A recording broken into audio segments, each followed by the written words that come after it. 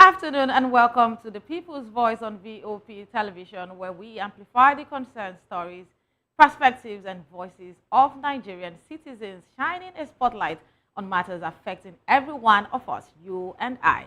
I am Adefunke Jaisimi, and today on the show, we are diving into the heart of a crisis that's gripping our nation, the unending killings and insecurity plaguing our communities. Benue State in particular has become one of the most vulnerable, with citizens gasping for survival amid the deepening insecurity. The Chief of Army Staff, Lieutenant General Olufemi Oluyede, has taken a significant step by relocating to Makurdi, the Benue State capital, to address the incessant killings of innocent villagers by herders and military groups. The situation on ground is dire, with many lives lost, several others injured and maimed, and homes burnt, leaving many without shelter. The question on everyone's mind right now is, when will this end? How can we put an end to this cycle of violence and insecurity that has become an unfortunate expectation for those living in severely ravaged communities? But in a related development, security operatives have also made a crucial breakthrough, arresting a man suspected of supplying arms to the proscribed indigenous people of Biafra, Ipob, and the Eastern Security Network, ESN, in Anambra State. The suspect, identified as Emeka Omenife, was apprehended along the Asaba-Onitsha Expressway and handed over to the Department of State Services, DSS, for interrogation.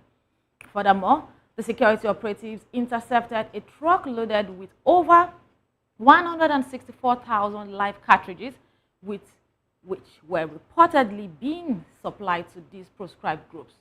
However, on his part, the Senator Ojiuzo Okalu's recent allegations that the Boko Haram insecurity issues in Nigeria is backed by some political elites. His recent allegations have added another layer of complexity to the situation in the country, talking about insecurity. Ojiuzo Okalu claimed that influential figures within Nigerian political elite are fueling the resurgence of Boko Haram as part of a wider plot to destabilize President Bola Ahmed Tinubu's administration.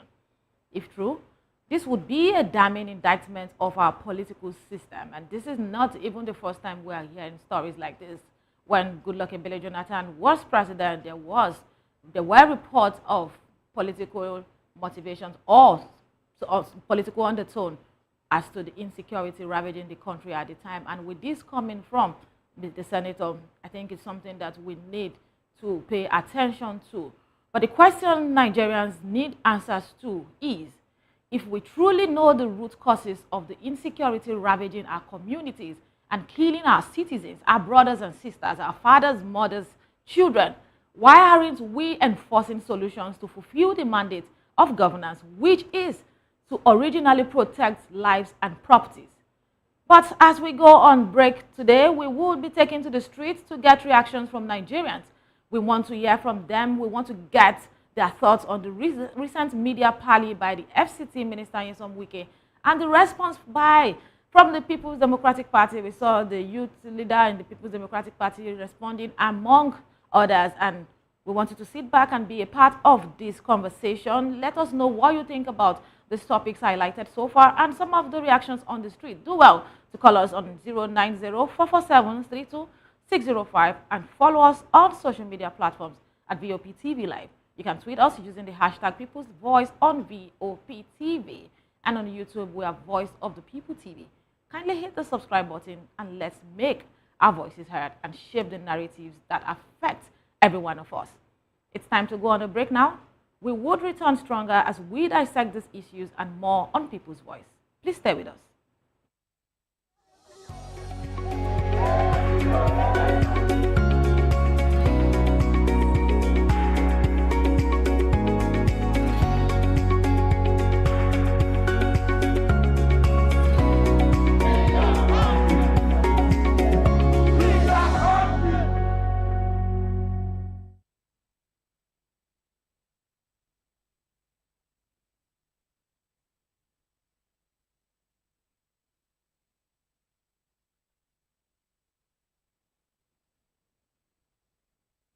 Many thanks for staying with the People's Voice on VOP TV, the only station that pays attention to your needs. I mean, it's about you, it's about your voices, it's about you getting heard. We are discussing the recent relocation of the Chief of Army Staff, Lieutenant General Olufemi Oluyide, to Makurdi, Benue State capital, in response to the escalating insecurity in the region. Today, we will be diving deeper into the mission, the approach, and potential outcome of this move. According to sources, the Chief of Army Staff's relocation is aimed at taking a more hands-on approach to addressing the security challenges in Benue State. The mission is to restore peace and stability in the region, which has been plagued by incessant attacks on innocent villagers by herders and military groups. This approach involves a multifaceted strategy, including intelligence gathering, kinetic operations, and community engagement. The goal is to identify and neutralize the perpetrators of violence while also winning the hearts and minds of the local population, doing so much to gain the trust of the people. This approach is not new. In the past, similar strategies have been employed in other conflict zones with varying degrees of success. For instance, during the Niger Delta crisis, the military employed a more nuanced approach that included dialogue and community engagements, which helped to reduce tensions and pave the way for development. But the question today is, will this approach yield similar results in Benue State? What are the key factors that will determine the success or failure of this mission? What exactly is the position of the people, the community, the locals? But one key aspect is the role of the security operatives on the ground. Will they be able to gather accurate intelligence and conduct effective operations to neutralize the perpetrators of violence? Another crucial factor to consider is the level of community engagement and support. Will the local population be willing to cooperate with the security operatives, or will they view them with suspicion? We will be discussing these questions and more with our guest, a security analyst with expertise in conflict resolution, Dr. Steve Okwari, a renowned security expert. Dr. Okwari is an Abuja-based security strategist and management consultant with expertise in addressing security challenges in Nigeria. Good afternoon, Dr. Okwari. Thank you for having me once again. Thank you so much for joining us on the show today. We have so many things to talk about. I mean, the situation is, it has become an emergency. It is what it is. But let's talk about the current security challenge. Given your experience in security strategy and management, how do you assess the current security situation in Benue State, particularly with the recent relocation of the Chief of Army Staff to Makurdi? Yeah, thank you for having me to give my perspective on the current security situation in Benue State as we speak. I want to start by saying that it has gone from bad to worse. It's so alarming currently as a result of incessant killings of defenseless and armless Nigerians that live in their communities, go about their businesses in their communities, go about their livelihood in their communities, and some criminal elements give them the name that you want to give them, whether bandits or terrorists or marauders or arms headsmen or foreigners, whatever the identity is, come into their communities, kill them, you know. That's what we have been experiencing in Benue in the last couple of 1 month or so. In the last 1 month, down to yesterday, 2 days ago, there have been killings in the Steve speaking part and the Idoma speaking part of Benue. Right. So as we are talking, people are being killed by these criminal elements. Now, talking about the relocation of the Chief of Army Staff to Benue, I see it as a strategy as a strategy on the part of the Chief of Army Staff, but the publicity, it's my worry. The publicity is not strategic, right? What I mean is not strategic is that you are going into a community or into a town where killers are there killing people, and you are making your relocation public, right? So, and meanwhile, it's supposed to be a strategy. I expect that such relocation would have been covert, would have been clandestine in such a way that these criminal elements or the such a location shouldn't have been in the public space or Right. public domain the way it is. It has been so publicized that for me, is not longer a strategy, because the moment these criminal elements hear that the chief of army staff has relocated or is relocating to Benue, you don't expect them to wait. Of course, definitely they will retreat back into wherever their hideouts, or possibly cross into other neighboring states. At the end of the visit, they can now regroup and come back to Benue and continue these attacks. Right? Why am I saying this? During my PhD thesis, I happened to interview some victims of kidnapping, especially for ransom. There was this particular victim that told me that in the forest where they kept him, these criminals had radio. They had radio sets that they were listening to news, Wow. right? So for me, such operations wouldn't have been made public.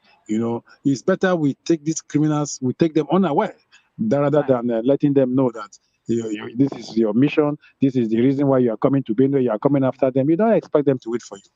That's true. I quite agree with you. And coming from a professional perspective, I think that is very, very important. But I want us to talk about community policing. You've written about the potential benefits of institutionalizing vigilante groups into Nigerian security apparatus, and you've not stopped to talk about how important and efficient that would be. Can you elaborate on how community policing can help mitigate internal security challenges in Nigeria, focusing on Benue State and other communities in Nigeria currently experiencing this insecurity? Now, first of all, we must understand that community policing is a philosophy, is a strategy, right? That is practiced in the Western world that our own security agencies, went to borrow. Now, how effective is community police when it has to do with combating insecurity? That's a very important question to ask, because community policing has to do with interaction, constant interaction between members of the public or members of the community and security agents or agencies, right? In the event where they see something, they are expected to say something Right. through a channel that is supposed to get across to our security agencies. But back in the days when we were growing up, I used to remember that when police used to carry out foot patrol, they come to a community, they will park their vehicle, then they will walk within the communities, have this interaction with members of the community that they have come to Right. carry out some surveillance operations on, right? In the process where you interact constantly with members of this community or members of the public, that is effective community policing, right? You are getting information that such information is you see some, if some are truly very important to you, you take such information, and that information will go through a process, and that when that information goes through that process and is established that yes, that information is useful, it becomes intelligence, right? Okay. Then you begin to act on it. Well, if it's intelligence, at that point you know whether it's an actionable intelligence or a non-actionable intelligence. Now, all the issues that have been happening in Benue, whatever intelligence they've generated from these communities or these attacks happen. These intelligence are actionable intelligence. Now the question is, how quick, how swift is our response on the part of our security agents in responding to issues when it has to do with actionable intelligence? The answer is that they are not responding as quick as possible, right? And that is why these criminal elements come to these communities. They have their field day, kill these people, right? At the end of the day, they find their way. Nobody confronts them and all that, and they go scot free. And that is why they keep getting they keep getting their way when they come carry out these violent attacks on defenseless Nigerians. Now, how effective is this community policing? It's not effective for me, because our law enforcement agents needs local intelligence to function, right? Yeah. Let But me quote. Major General Nicholas okay. Rogers here. He was the theater commander of Operation Lafia Dole. He said during the plateau killings recently that the military lacks local intelligence. So it means that there's no agency, security agency that provides or that is providing local intelligence. And that is why in that my article that you talked about, Yeah. I talked about how can we provide local intelligence for the other conventional security agencies to function, because they need this intelligence to function, because intelligence is good understanding. Even if you don't have good understanding of the issues or the situation, you cannot function, you cannot operate very well. So how You do know, how do and we then how do we work towards this local intelligence? Because if the people who are supposed to be the locals are not even sure of what will happen the next minute. In the reports, we yeah, saw the chairman of Gwe local government when journalists reached out to him saying that he was tired of giving reports and giving accounts to journalists, saying that in just a few days back, they called, he talked about 40 people who died, and just Sunday, another over 14 people had passed, with many people hospitalized. How do we get yes. locals to be involved in this intelligence thing? Because if the locals themselves are not even sure of their own safety, Yes. what can we do? Now, with this question, I want to give kudos to President Bola Ahmed Tinubu. Do you know why? Because for me, the presidents that we have had from 1999 to date, I want to believe that he is one of the presidents that understands our situation when it has to do with combating or fighting insecurity. Now, as an advocate of local policing, and I know for sure very well that we don't have presence of our conventional security agents in these rural communities where these attacks happen. Right. And that is why I want to align myself with him when he approved that there should be a national forest guard, you know. And True. for me, having such organization or structure on ground is the way to close the gap of these issues of not able to confront these criminal elements in our local communities. And that is where there's a lack when it has to do with local intelligence, right? So approving for the establishment of national forest guards, of course, you are aware that where we have a structure already on ground called the Nigerian Forest Security Service, Right. right? That has passed all the processes and stages of being approved or established by the government at the National Assembly. They passed first, second, and third reading and all that. And they assent the bill to give them that legal backing to be able to confront these criminal elements and be able to provide local intelligence from our very rural communities for the other conventional security agents to function well. It's before the president for assent, right? So rather than approving a new national forest guard, a structure that is in the incubator, right? Trying to see how to come up. We already have a structure already on ground. And I want to use this opportunity to advise Mr. President and his advisors, right, like the National Security Advisor and the Minister of Defense and the others, Right. that politics should be out of what we are talking about. Security issues, there's no need bringing politics on board. They should see how to adopt the current structure, which is the Nigerian Forest Security Service, that is already there, that can play this role of generating local intelligence and providing local intelligence, because the personnel or officers of the Nigerian Forest Security Service live in their very rural communities that they've been living in the past how many years or so. So Language they is not tend to understand the terrain more. exactly. So with that effect, there will be effective community policing, because these people live in their rural communities. They have interaction with their members of their communities with the information that they get from their members of their communities. They can also pass this information to the police, the army, the DSS, and all that. And with the synergy or collaboration, I think we can have a headway or a roadmap in All trying right. to say how to address these So thank you issues. very much for that response. Let's talk about kinetic operations. What role do you think that kinetic operations should play in addressing the insecurity in Benue State, and how can they be effectively integrated with community engagement and intelligence gathering? When we talk about kinetic approach, Operations, okay? is the use of force. It's basically the use of force, right? Where we use arms and ammunitions and all that to be able to confront these criminal elements. Now, when you are trying to see how to confront these criminal elements, and of course, they are also armed. You need to be prepared, right? There's no need using a non-kinetic approach.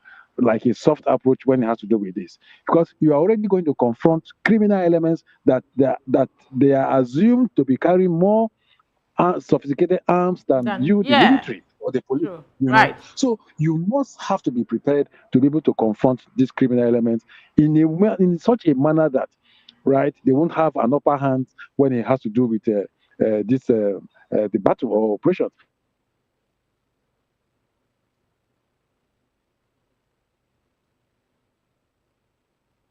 Hello, doctor.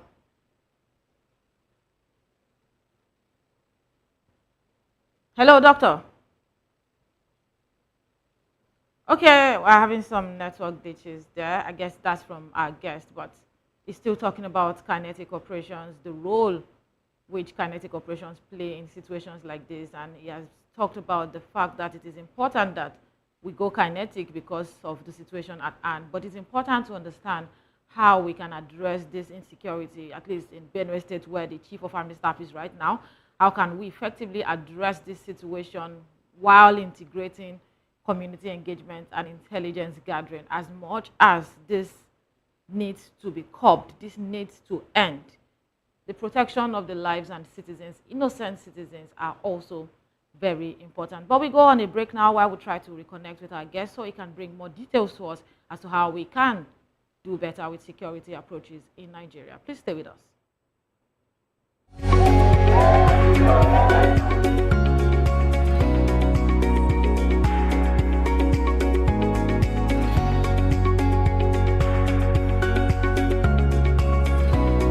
We encourage you to click on the like button and subscribe to our YouTube channel. We are Voice of the People TV. Also follow us on all our social media platforms. We are at VOP TV Live.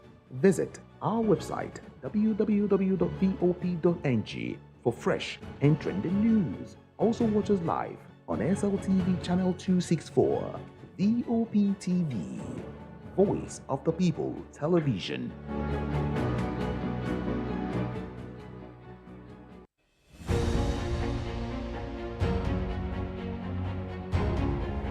We are the station that brings you stories from the people's perspective.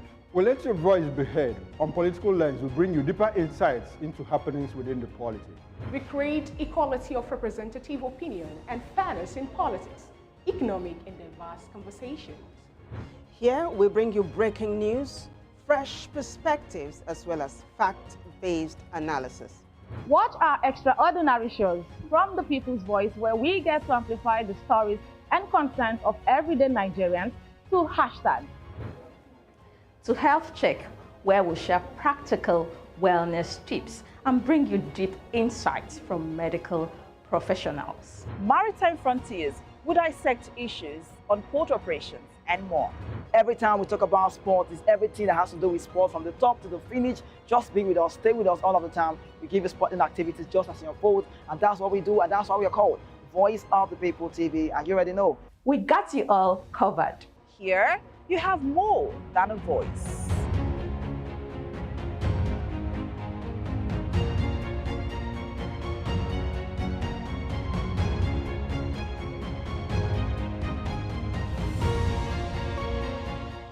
The red carpets, awards, the razzmatazz, music, fashion, interviews, and more.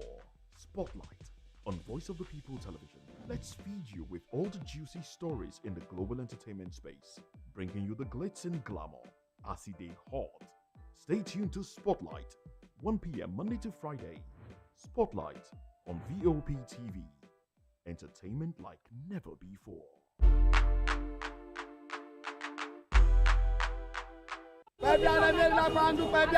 Good morning.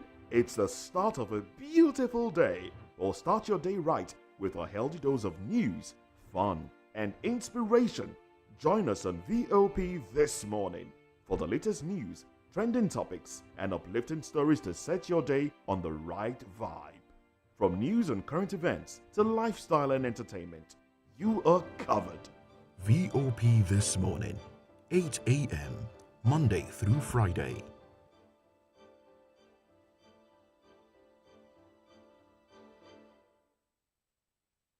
Are you ready for the extraordinary? Something big is happening on your screen.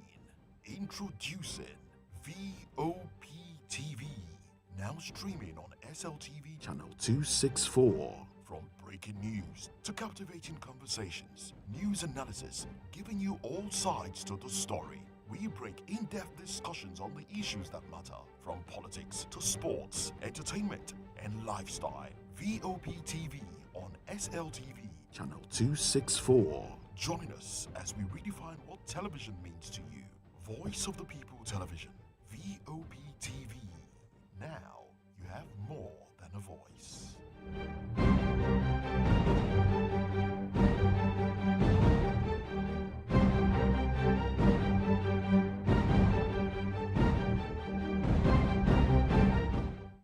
Everybody keep Are you ready for the extraordinary?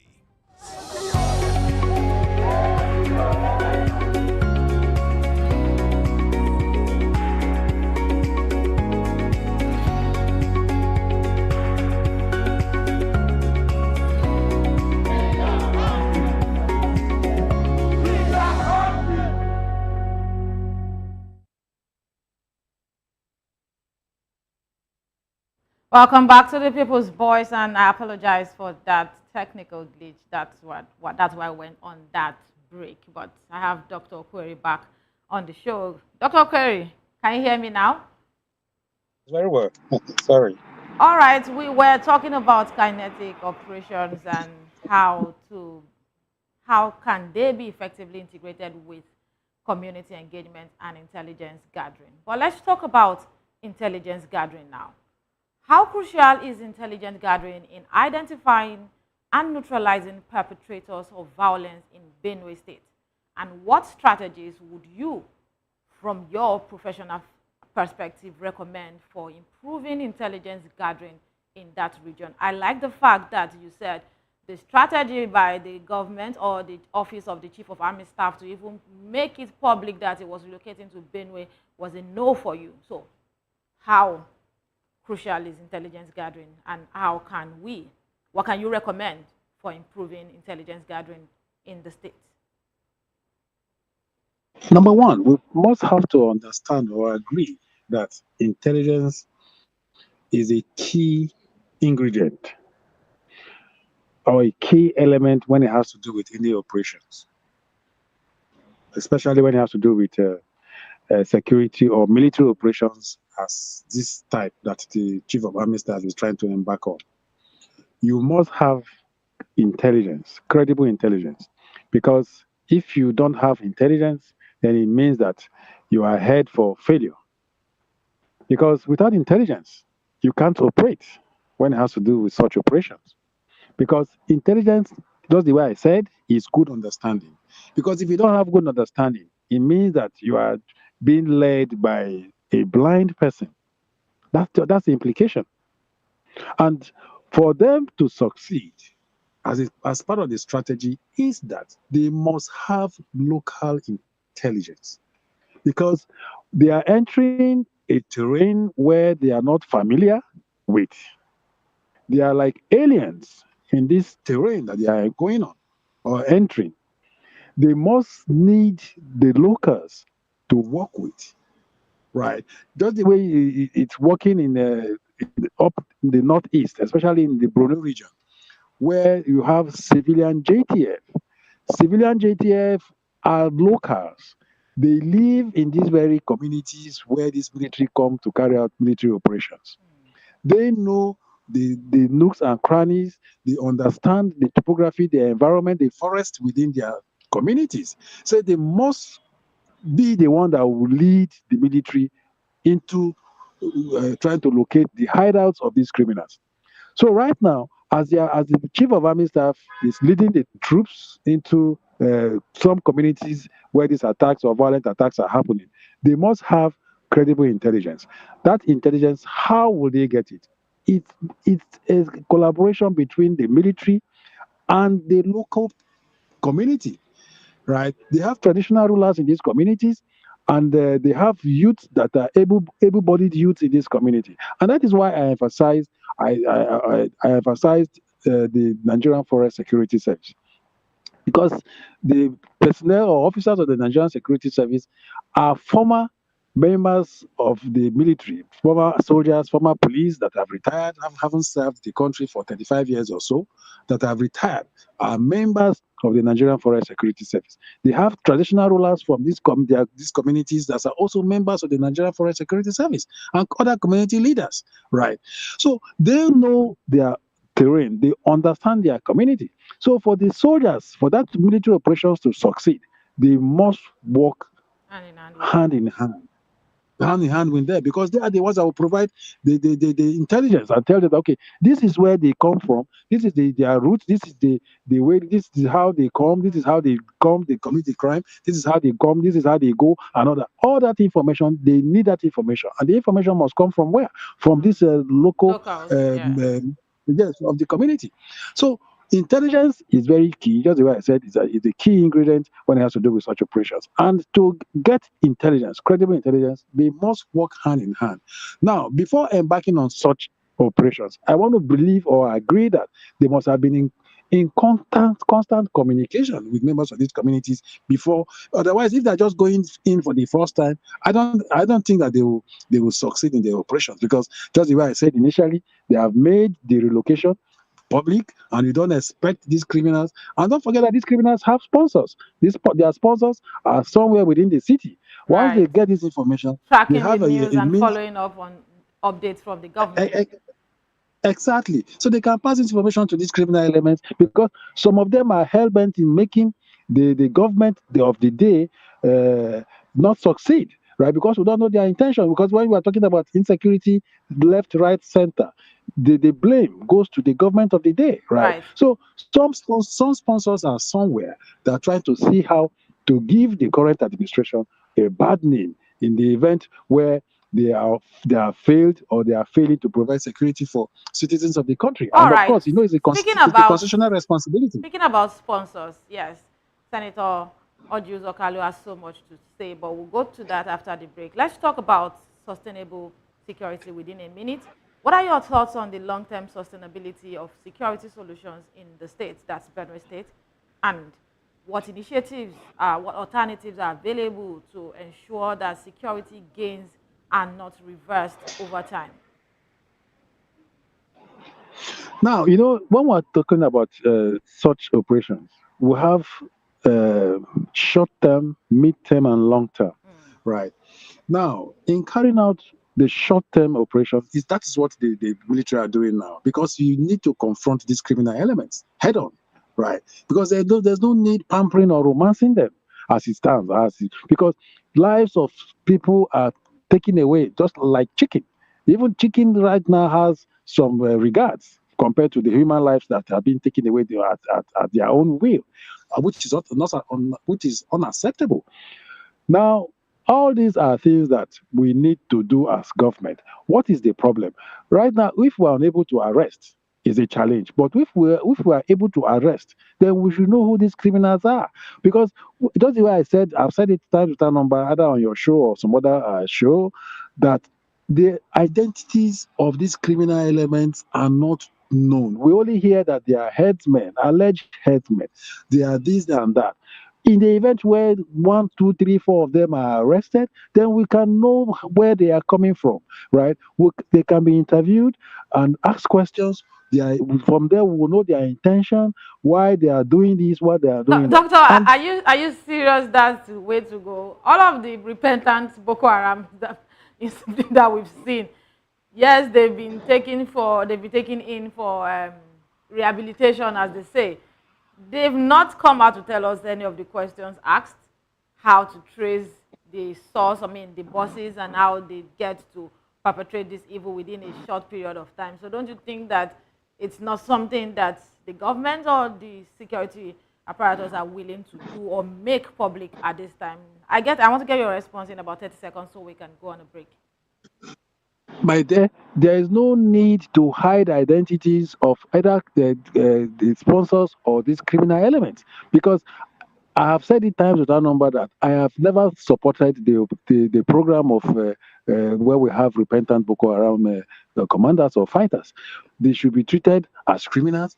punishment that is melted or that is contained in our law books that is supposed to be melted on them should be melted on them, right? And with that, it will serve or serve as deterrent. And the challenge here is that these criminal elements are not punished, so it doesn't serve as deterrent to intended or potential criminals, right? The ones that are already in the forest committing or involving themselves in or indulging in this act of criminality.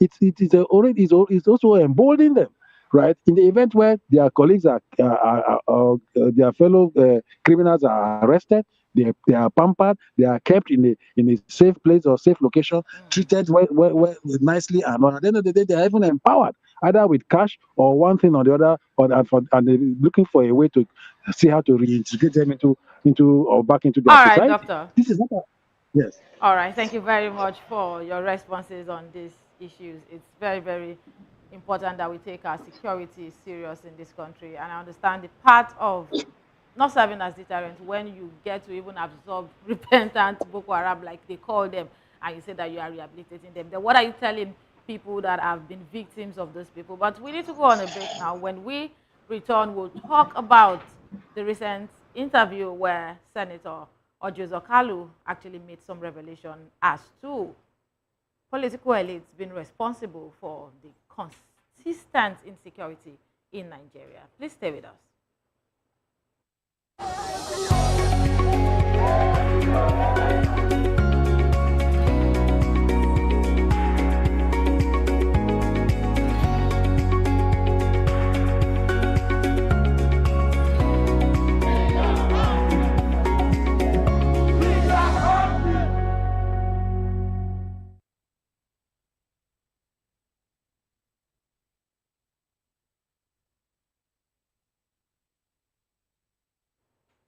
Glad to have you back on The People's Voice, and we have been talking to Dr.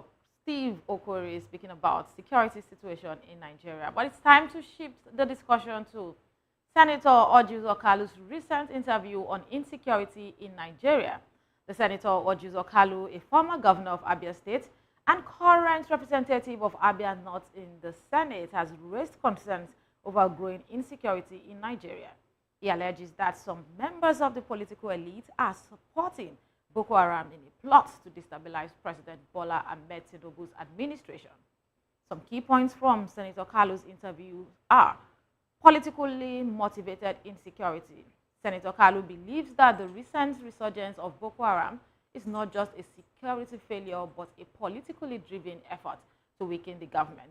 He spoke about elite involvement. He accuses certain politicians, wealthy businessmen, and top civil servants of backing the violence, saying their goal is not only financial, but also about gaining control. Speaking about economic impact, Kalu also noted that Nigeria's financial situation cannot improve without borrowing from international sources, but emphasizes that the economy would collapse without it, and called for decisive action. He also urges the president to take bold steps, including firing underperforming ministers and security officials. That's the point where I say shoots fire, because, I mean, who is the target right now? The Senator Outrage Kalu has urged the president, yes, to take the bold step. The way he declared subsidies gone on the day of inauguration, which was not in the script, he should take that bold step and fire underperforming ministers and security officials. He spoke about regional development. Kalu highlights the need for unity, maturity in governance, and sincere efforts to build a better Nigeria, stressing that public office should be about service and not personal ambition. Even though he went ahead to say that he has not benefited from government, he is not a politician, but that's not where we are going this afternoon. Let me come back to my guest, Dr. Okori. Dr. Okori, are you with me? I'm here. Yeah, I've highlighted some of the key points from Outrage Kalu's interview, but I want us to talk about the politically motivated insecurity which he spoke about. Senator Outrage Kalu's allegations of politically motivated insecurity and elite involvement in Boko Haram's resurgence are quite serious. These are heavy allegations. I'm sure you agree with me. What are your thoughts on these claims, and how do you think what do you think about it? Do you think there's any merit to them? You see, when are you there? Can you hear me? I'm with you. Okay. You see, when you have a vehicle that it's getting bad, and you have a mechanic that fixes the vehicle, and you drive to your mechanic in his workshop, he fixes it, and you leave, and you still experience same problem. At some point, you stop going to that mechanic. You have to look out for another one. Now, the point I'm making is that the people that we have in government were the same people that caused our issues, the issues that we are facing today. Whatever we are facing today, let me tell you something, is as a result of bad governance. Bad governance, bad leadership is the reason why we are facing these insecurity issues. And some of the triggers are unemployment, poverty, and corruption, and a whole lot, right? And that is what has brought us to the point where we are. And same people that plundered us into these issues of insecurity are the same people that are in power, that are coming up with suggestions or solutions to the issues. And for me, Ozzy Okalu is focusing more on the north when it has to do with Boko Haram and the likes. In the southeast, don't we have insecurity issues in the southeast? We also have insecurity issues in the southeast. Coming the issues of Ipob and the likes, ESM and the other criminal elements that we have there. It was in this country that we saw, and I know that a lot of Igbos don't like hearing this, right? It was in this country that we saw that issues or activities of Ipob metamorphosed into criminal activities. Now, the video that I saw or watched in this very program we are talking about, I've read it before. Arms, ammunition. Look at between Onitsha and Asaba. Look at the young man that was arrested. Yes. Why was he taking those ammunitions to? 164,000 cartridges. Yes, exactly. Where was he taking them to? To carry out acts of criminality, killing of people in the southeast and other parts of the country. So what are we saying? These issues of insecurity cuts across all the 6 geopolitical zones, the 36 states of the country plus Abuja and all that. For me, it's failure of leadership. The National Assembly that the Ojus Okalu belongs, they have committees on army, defense, navy, police, interior, and all that. What have they been doing in carrying out their job of oversight functions on these security agencies of government that we are talking about? Okay. They've not been carrying out oversight functions. If they are doing it, they would have been aware of the issues, the inefficiency of these security agencies, the corruption that is in these security agencies and all that. But they oversight to their pockets. Okay. My dear, I think it's high time we call a spade a spade. Nigeria belongs to all of us. If this country collapses, it collapses on all of us that are suffering here in this country. And if the country is collapsing, it will collapse on them. They have their children outside the shores of this country. When they notice that the country is going to collapse, the next thing they are off, and the country will collapse on the very innocent ones like we that don't have the resources to begin to see how to fly out of the country the next minute that the country is collapsing. Doctor, you talked about the government. You talked about the government aiding the insecurity in the country. You spoke about poverty, unemployment, and many other things. When you say government, is it peculiar to this administration, or you're talking about everybody that has been a part of the system? And do you think that it's a journey? You think that this is not happening overnight? Or is this resurgence a peculiar to this Bola Ahmed Tinubu's administration? Now, when I say government, I am talking about, most of these insecurity issues we are talking about or experiencing today started in this Fourth Republic. Right. From 1999 to today. True. Yes. And we have had previous presidents. They came with all manner of promises and all that. And they left without the promises being fulfilled. Rather than seeing a decline. At some point we saw decline, right? But right now, we are seeing some increase, right? Like in the area of suicide bombings and all that. Like 2-3 days ago, a motor park was bombed, 9 people died, right, in Maiduguri. So we saw during the period when President Buhari was here, the suicide bombing reduced. Bombs at motor parks also reduced drastically. We aren't seeing that anymore. So do you think But that right now, it's a political tool to fight administrations? Do you think that insecurity is always a tool in the hands of opposition or people that just have a problem with the government or the day to fight or destabilize their government? And if the senator, the former governor of Abia State, or Juzo Kalu, now senator representing Abia North, has come out to say that these are the people sponsoring Boko Haram, even though you have said that it is not peculiar to the North and the situation should be likened to everything happening across the 36 states of the Federation, including the FCT. If we know so much about what the problem is, why is it difficult to get solutions? my dear, the problems are known. We know the problems. We know the solution. As a government, as security agencies, we know the problems, we know the solution. Right. Are we ready? Why is the solution now a problem to the problem?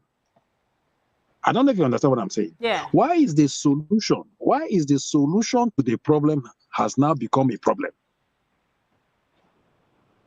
See, so if I may ask, what is the solution that has become a problem? Because if you say that we know the problem, we know the solution, then that means implementation is what is lacking. So what is that solution that has suddenly become another problem?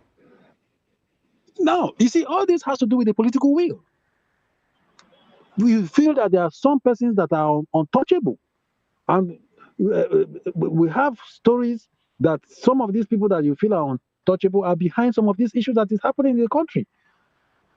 So why will you now begin to think that these people are untouchable?